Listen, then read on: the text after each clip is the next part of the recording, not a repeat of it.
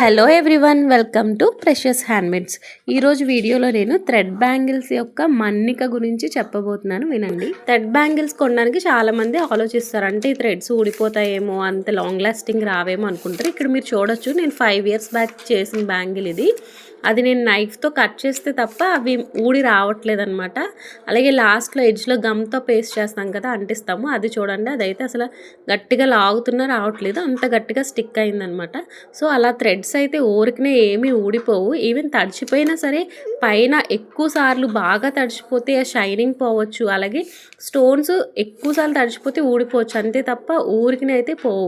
అలాగే మీరు అనుకోవచ్చు తక్కువగా చూడతారేమో, అక్కడ చూసారా ఎంత థ్రెడ్ వచ్చిందో. అలాగే ఇది చాలా ఓల్డ్ బ్యాంగిల్, ఇది 5 years బ్యాక్ చేశాను. సో ఇప్పుడు అది తీయడానికైతే చాలా కష్టంగా ఉంది. ఈవెన్ స్టోన్స్ కూడా అంత ఈజీగా పోవన్నమాట, అన్లెస్ అవి మనం ఎలా పడితే అలాగా డస్ట్లో పడేస్తే తప్ప. ఇప్పుడు ఒక సీజెడ్ బ్యాంగిల్స్ కొన్నాం అనుకోండి, ఎలా పడితే అలా పడేయం కదా, వాటిని కొంచెం మెటల్ రెగ్యులర్ యూస్ చేసే బ్యాంగిల్స్ కన్నా కొంచెం జాగ్రత్తగా మనం యూస్ చేస్తాము.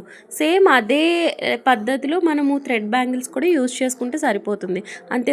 అంతే తప్ప థ్రెడ్స్ ఊడిపోతాయనో లేకపోతే స్టోన్స్ ఊడిపోతాయనో అని అలాంటి అపోహ అనేది అసలు అనవసరం అనమాట. మనం ఒక సీజెడ్ బ్యాంగిల్స్ని ఎలా అయితే హ్యాండిల్ చేస్తామో నీట్గా యూస్ చేసుకొని మళ్ళీ జాగ్రత్తగా ఒక బాక్స్లో దాస్తాము.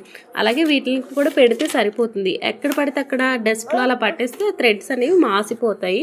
ఐ హోప్ మీకు అర్థమైంది అనుకుంటున్నాను, యూస్ఫుల్ అయింది అనుకుంటున్నాను. Thank you for watching.